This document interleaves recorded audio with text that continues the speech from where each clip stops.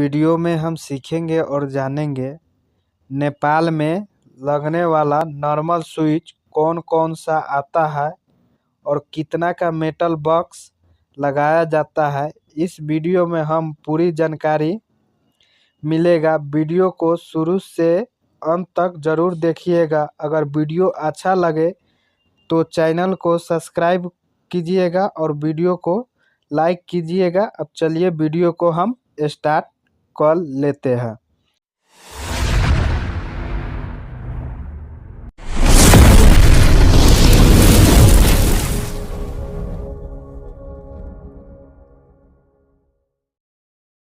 सबसे पहले हम बता दें कि मेटल बॉक्स का साइज 3-3 और 5-3 का मेटल बॉक्स ही लगता है।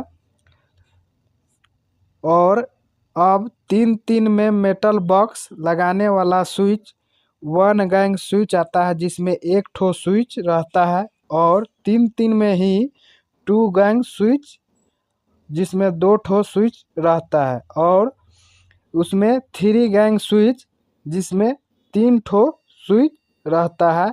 4 गैंग स्विच, जिसमें 4 ठो स्विच रहता है। और उसमें सॉकेट आता है और उसमें 2 स्विच 1 सॉकेट आता है। और socket plus mobile charging port भी आता है, जिसमें 3-3 का ही मेटल बॉक्स का हम यूज करते हैं। उसके बाद 5-3 का मेटल बॉक्स में का स्विच सबसे पहले हम 4+ सॉकेट, जिसमें 4 स्विच और एक आपको 5 पिन सॉकेट कहिए चाहे सॉकेट कहिए। उसके बाद में आपको आएगा 6+ सॉकेट, जिसमें 6 ठो स्विच, एक आपको सॉकेट मिल जाएगा चाहे 5 पिन कहिए।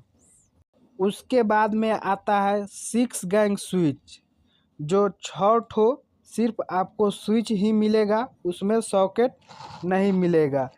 उसके बाद में आता है 6+ सॉकेट और फैन डिमर, जो फैन के लिए हम कम बेसी करते हैं, वो फैन डिमर आता है। उसके बाद में आपको 8 गैंग स्विच 5-3 में आता है, जिसमें 8 ठो स्विच रहता है।